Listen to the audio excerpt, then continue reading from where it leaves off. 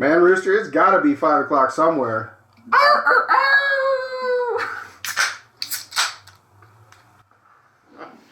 Oh, yeah, baby. Oh, yeah. Yeah. Oh, yeah. Welcome back. You guys know already. I'm Bishop. I'm Rooster. This is that show. We got the refills. We got the refills. We got the refills. And today we're talking about something super exciting that James doesn't know anything about. I have nothing. Nothing.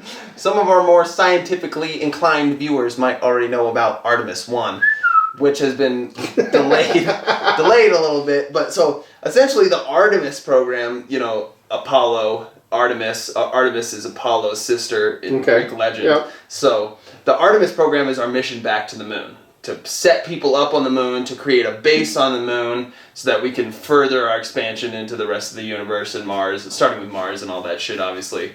Okay. So the Artemis launch, it was supposed to be all like last week, and it got delayed, and it was supposed to be yesterday, and then they had a fuel leak yesterday, and so it got delayed again for like another couple of weeks. But essentially, it's a 5-stage mission that's going to happen over the next 10 years. To get people stationed on the moon and create a base on the moon. And people have been talking, the Artemis program has been around for decades and they've been talking about it, but what's kind of kicking the US into gear is China is getting ready to go put their base on the moon. I thought they were already there. They've been there, but they haven't set up a base yet. And so they're on the edge of getting a base set up, and so obviously America's we can't let China set up a base before we set up a base. So there are these 5 stages of the Artemis program, and Artemis 1 being the first stage. They've already completed the rocket, the Orion module, which just houses the astronauts and can house up to 6 astronauts for 21 days, which is huge. The Apollo capsule can house 3 astronauts for 7 days. And so this Orion capsule is insane technology and supposed to have an insane regenerative of oxygen and of waste and all that shit. But so Artemis 1 is getting ready to launch, and the first Artemis 1 is completely empty of humans. All they're sending up there is just the technology. The module, the rocket, they're sending it up and they're going to get basically a little spaceport. They're going to set it up orbiting the moon so that we can connect to it and then jump down to the moon from there. But, so they're sending this Artemis 1 rocket is going to be the first step in this mission to show that it's plausible for humans, and they've created all these little... Have you ever seen Forged in Fire or the History Channel where they're those gel humans and they hit them with the weapons? They have all these gel humans set up in the capsule, and they have radioactive detectors on them. They have pressure sensors, all kinds of stuff. And they're going to send all these gel humans up to do this first mission to make sure that all the parameters... Because this is the first manned mission, the farthest mission to get the farthest away from Earth. It's going to be the only mission that's actually exited our... magnetosphere, the magnetic protection that protects us from solar radiation, cosmic rays, where it's going to be the first... Stay with me here. It's going to be the first shuttle that leaves our magnetic protection sphere. So they had to specifically design this ship and everything to be super stable and not have fuck humans up with all the radiation and shit. So this first Artemis 1 is... just the machinery and gel humans are going to go up and do the mission by themselves, and just to see that there's not going to cause any harm to humans. But over the next, I think Artemis 3 is going to be in 2024, which will probably get pushed back a little, but Artemis 3 is when we actually land people on the moon and start setting up the base and shit. So essentially this is our first steps into colonizing the universe and stepping out of our little cocoon of earthlings that we've been for our whole life. I'm so excited. I don't know if you guys can tell, but this is going to be nuts. What do you think? What do you think about stepping outside of our earthly cocoon? And other than watching a TikTok clip where this guy asks the Amazon thing, what's it called? Blue Origin? No, Amazon, the little home thing. Alexa. Alexa. Yeah. About what the population of Mars is, and it's 1.2 billion people. What? And then And then the moon, it's like 120 million people already, and it's like, I get it. Seems like Alexa knows something we don't. Yeah, I mean, I get it. It's a computer that's reading, like, you know, Wikipedia that somebody's been cracked out and they're writing something that isn't factual. But I also am a huge fan of the movie Apollo 18, where the space rocks decide to eat everybody's face. So it's like, and I think we talked about another episode where they discovered that in the actual soil stratosphere, there is trapped oxygen in those rocks. On the moon. Yeah. Yeah. And that's interesting. Yeah. That is very interesting. I just think it's, again, I'm going to revert back. I'm going to go back to like, me man fire. Right? So it's like, we don't know what's in that water. Right. What is in the water? Yeah, literally. And what is in the ocean? Like, we live here. We live here. Right. Let's figure out how to fix like we this. said, like 92% of the ocean or whatever is still completely unexplored. How do we cope with that? No. Fuck that. Nah. We're just gonna The go moon, someplace baby. else. We're gonna go to the moon. someplace. We're just gonna go fuck something else up because we don't understand how to fix this. Right. Right. So we're just gonna go fuck something else up. Right. I don't know. It makes sense. I mean, because we haven't been back to the moon since what, the 60s? Yeah, so obviously the initial moon mission was in 69. And then I think we went back in 75. 69. That's how I remember. That's how I remember. Literally, whenever I try to remember, I just imagine fucking Was it 69? It was 69. Because I remember, I always visualize it by JFK fucking 69ing the moon. Jesus Christ. That's what makes it implanted in my and people brain. think I'm fucking crazy. Jesus Christ. And then I think we went back in like 75 and collected more stuff and everything. But we haven't been back since like 78 or something. I think was the last time. I mean, the only thing I've been following over the last couple of years is like India and China are like racing to get there. Yeah, like exactly. I mean, racing. Like they have figured out something is there, and it's like they lost their fucking keys there, and they got to go back and get them. Like they are like trying to get there. Like be there constantly. But the problem with China is they don't have the money. Bullshit, they don't. You know how many goddamn $2 brooms those guys sell in America every day? Right. But either way, I don't know if you've heard anything about it, but their economy is like collapsing right now. Yeah, I get it. It is very, very bad. They're like, people are fucking starving to death, and not to mention the insane heat wave that's been going on in China. I mean, you could segue into that and talk about the solar spot that's happening right now. That's solar spot. Oh yeah, apparently you're a big science guy. You're not following. I'm lacking the knowledge. Oh my God. Educate me. There's a big old giant like magnifying glass right over the fucking Earth right now from a solar spot. Really? And it's just been causing all kinds of chaos. Speaking of which, did you wake up the other night to that thunderstorm that happened? Yeah, I was standing outside watching it for 3 hours. Dude, it was insane. It was so... I wanted to show you this video I took. It rattled the Earth. Dude, it rattled the Earth. Like, I don't think I have ever experienced crazy. That. It was so powerful. I was sitting in my room, and I heard it, and I asked Jack, I said, was that a fucking nuke that just went off outside? Like, holy shit. So me and Jack went outside and literally watched that thunderstorm for like 2 hours. And because it was so insane. From my point of view, when I was watching the Southwest, I literally saw strike after strike after strike after strike after strike after strike. I mean, it went on for 30 seconds. Yeah. And it was the reverberation through the Earth. Literally. The thunder was shaking the porch I'm standing, and it's like a solid stone porch. I was like, shit, is it thunder or is it fucking Korea coming for us? Like, holy fuck. I was so shook. I mean, I'm not like this climate change person or whatever, because you know my point of view on that. When Mother Earth is done with us, she's gonna flick us off like a bunch of fleas. Yeah, right. I mean, it's happened once, it's happened twice, it'll happen a third time. Right. I don't give a shit. I mean, we're just a cancer. Right. She's like, you've eaten enough. We are a parasite just sucking from her. Seriously. So, but that was, I've experienced a lot of storms. That one was insane. I'm glad that that's your perspective too, because I was wondering, I was like, this has got to be the craziest thunderstorm I've ever seen in my whole life. I don't think I've ever... And the thing is usually when you have like dry lightning and a little bit of rain, you can see like in the clouds, like it crosses clouds. This was straight bolts. Yeah. Coming. I mean, they were gigantic. I mean, I could see them in the distance, and they were bigger than my thumb. Yeah. And they were just, well, wow, dude.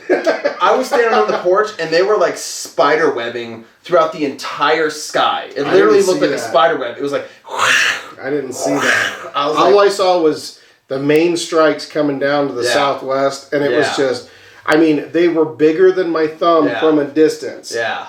Right? And I'm like, oh my God. Dude, we should watch this video I took, and I'll play it for them too. Oh my God. Because it was so crazy, the amount of, like, the sound. Dude, this lightning right now is fucking insane. I hope it get a good clip here. The visuals aren't that crazy, but the sound. Jesus.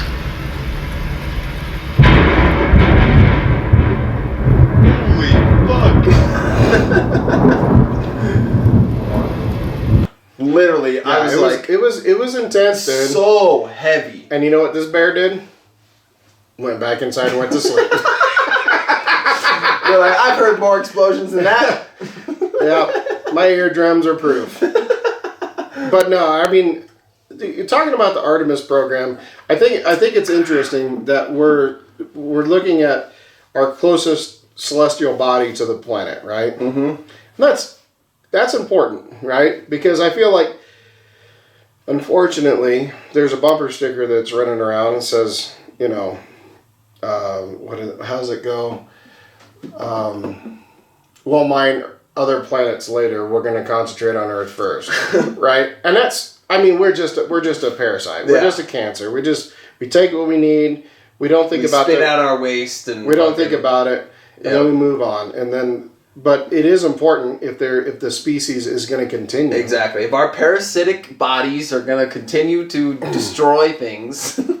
And that's what I've always thought about, was like we're always talking about like Mars, right? Everybody's talking about Mars. Well, what about that big ball that's right next to us? Right. Right? I mean, it can't be, if we're talking about terraforming and all these other things, that can't be that hard to do. Yeah. If it's that close. Literally. Right? So it's just weird, the whole relationship with NASA and how they lost all their funding and yada yada yada. Yep. And now it's done by privateers and yada yada yada. Now it's just like this weird thing, and good for Musk, because Musk was like, "I need a better rocket." I got you. Let me get it hooked up for you. I got you. You want this? Because I read an article the other day that he's responsible for like his rockets are responsible for like 60-70% of all launches now. Yeah, of all NASA's operations. Well, in the U.S. Let's just put it there. I don't know what it looks like on the outside of the U.S., but just in the U.S. And I'm like, hold the phone. Right. Like, y'all worried about a charging station. This dude is shooting shit up in space on a rig. Landing rockets themselves and fucking... Right. Which they were never able to do. Exactly. Which they said was impossible for the longest period of time. That dude is something else, man. Like, dude, he literally... I think he is an alien. I think he is a fucking alien. Probably, right? Literally. He literally knocked humanity's technology up a couple of notches. Because everyone was saying, no, it's impossible. And he was like, no, we'll figure it out. Like, I'll get it done. I got a lot of respect for that guy. But... it's left me so excited. You know, NASA's budget right now is larger than it's ever been. And it's literally because China is on this push to get to the moon. And the U.S. finally woke up and realized that, like, we need to do something about that. We can't let China be in control of fucking space. But you got to think about... And again, I'll have to find this article and we'll have to do another episode about it. The reason they scrap so many missions, right? Like when you're watching shit down in Florida, and that's what's crazy is that they launch a lot of other shit out of Texas and other places. Right? They don't talk about that. Yeah, it's always Florida. It's always the JFK center. Why is it Florida? Right? Like, why is it always just Florida? Right? And you can find video feed across the world of other places that they shoot rockets at. Right? But the thing is like there is a very finite window when they can launch a rocket, and it's not gonna fucking hit something, right? Because there's so much shit up in there. our fucking atmosphere. It's already there. I've watched a whole video about how we're like essentially trapping ourselves on planet Earth by riddling our atmosphere with debris, and like they say, we're talking about if we don't find a way to clean it up, like eventually there's going to be so much debris where we're in a prison, and there's going to be no way to escape. What was it? We talked about some satellite that went in and like ripped another satellite apart and threw it into space because I'm like, okay, so there's a Terminator in space. It's like, you're not supposed to be here. No. Your name's Connor. You gotta go. Right. We'll have to do another episode on this. But have you been seeing all this shit about all these UFOs, or what else do they call them? UAPs being around, and like they're getting more and more and more prevalent. Every country is reporting them. And it's like, we know that it's not Russia or China because Russia and China are reporting the same fucking things. And it's like... It's bad. It's bad. It's bad. Aliens do not want us in space. It's bad. It is really, really bad. They're like, the monkeys have a rocket. The monkeys have a rocket. The ant farm has evolved. This is not good. They're like, this was funny at first to watch, but now it's getting out of control. They literally know how to breathe in space. Yeah, that's a whole different thing. Because, I mean, we've done a couple episodes on... Like I don't know, maybe we haven't. See, we've talked about aliens and shit, but we haven't really discussed all these UAPs, this new shit that's been going on. We'll have to do an episode of that. That's really weird. Yeah. Because I think, I'm thinking back now, and I'm like, we haven't really had a dedicated episode. Yeah, we've had aliens, but not talking about these UAPs specifically. So we'll have to go over that. Let us know in the comments if you guys want to hear about UAPs. Like, share, and subscribe. Do it. Leave your shitty comments. Please. Anything. Tell us we suck, dislike, whatever you want to do. Yeah, punch the donkey. Did you see I don't care. This is before we end this episode. Did you see that like YouTube was like getting rid of the dislike button and like all this shit? Yeah, they did. Well, and they said that months ago. Yeah. They said that months ago. And now, so the dislike button is still there, but it doesn't show you how many dislikes, which is unfortunate because that's our bread and butter. That's what we want to see. Well, but we can't see it on analytics? No. I watched some guy who made a YouTube plugin that specifically showed you how many dislikes you got just so that you could figure it out yourself, but YouTube has completely removed the option to even view. I mean, I think we could as the actual channel owners. Yeah. But for anyone else to see, no, you can't see them at all. Nobody can see them at all. Yeah, you can't see them exactly. at all. So, leave lollipops and smiley faces if you like it. Otherwise, punch us. That's fine, because, you know, most people won't see it. Yep, exactly. But outside of that, I don't know. I think we need to do a deeper dive into this. We need to do a little more research on the algorithm and how it's really affecting other people's YouTube channels, not just us. Yeah. I want to give a shout out real quick to another channel that subscribed to us that is actually trying to help us a little bit, and that's Cousins TV. I saw that. I went and they commented on our video. Yep, and thank you very much. We appreciate it. Yeah, hell yeah. Any help? I'll go tonight and I'll subscribe to them. I should have already done that when I saw that. Yep, and we appreciate it. Check them out. I'll leave a link to them in the description. And it's very similar to what we do. Yeah, same kind of stuff. Podcast. I went and I looked through their channel. Yeah, that was pretty cool. Super exciting. So thank you very much. Yep. And we'll try and throw some little bit of traffic that we got. Yep. Your way. Yep. But we love you guys. Thanks for watching. We'll be back next time. So unless the next round's on you, we gotta go. Cheers. That does it for today's video, guys. Thanks for watching. Be sure to leave a like and subscribe to, that show.